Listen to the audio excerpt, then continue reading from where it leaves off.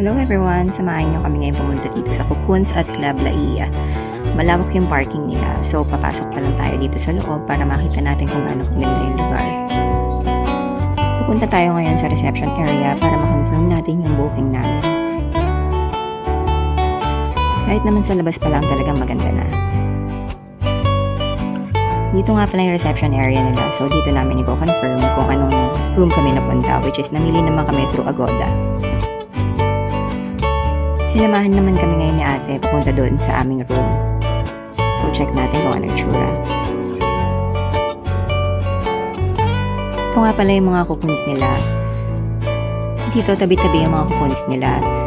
So dito kami napunta sa room number 1 na merong pool view.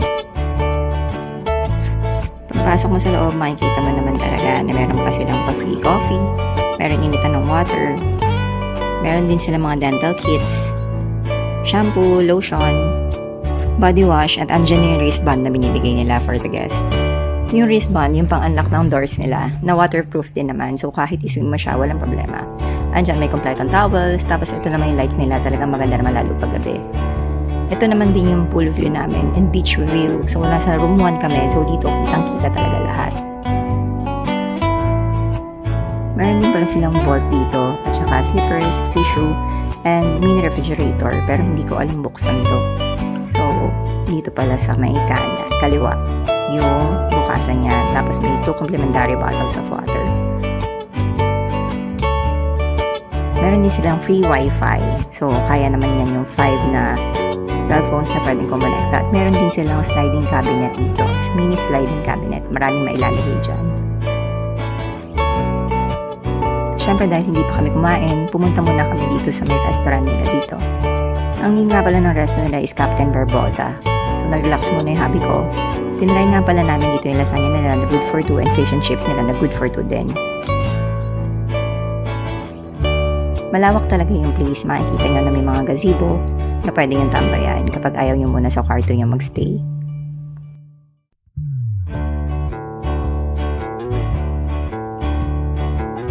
Meron din silang mga showers dito sa labas para hindi mo na kailangan lumayo kasi medyo malayo dito yung kanilang mga restrooms. Ito yung mga swimming pool nila. Talagang malilinaw yung tubig at talagang malinis. Crystal clear naman talaga yung tubig ng pool. Masarap sana mag-hangout dito kaso sobrang tarik ng araw. Ito nga pala yung mga restrooms nila. Yung mga restrooms nila marami talaga. So, malilinis lahat. Hiwalay ang pang boy sa pang girl.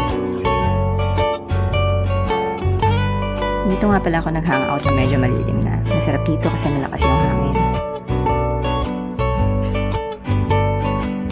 Siyempre, dinner time na.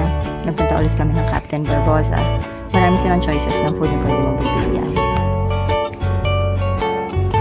Sa mga choices ng food nga pala nila, kadalasan good for 2 na.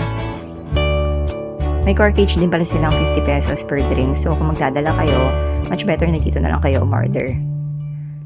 Tinry nga rin pala namin yung dinner namin sa tabi ng beach. So, this is dinner by the beach.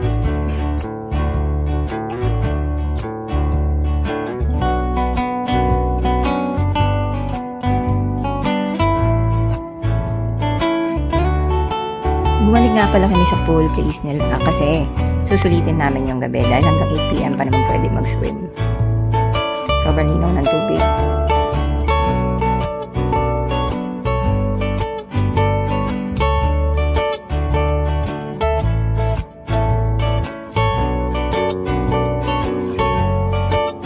Nag-enjoy naman si Hobby sa pag-swim yan. Kitang-kita nyo naman kung paano siya lumangoy. Tuwan-tuwa siya, parang bata.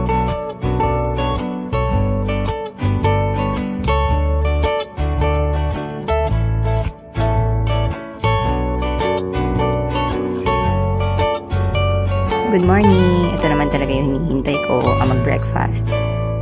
So, dito naman kami sa kabila ng restaurant. Marami rin silang choices of food dito. So, parang lumalabas 350 per breakfast. Per person ha, 350 per person. Siyempre, tinuloy ulit namin yung pag-swimming kasi hindi naman maaraw noong time ng pag-swim namin itong kinaumagahan. Ganda-ganda pa rin ang view namin. Sarap mag-relax. Sinulit na rin namin yung pagpunta sa beach kasi alam namin pauwi na kami maya-maya. Overall, amazing stay naman talaga dito kasi napakaganda ng accommodation, ang mabait ng mga staff, wala akong masasabi. Super perfect ang naging stay namin sa Cocoon sa Club Laia. Our next adventure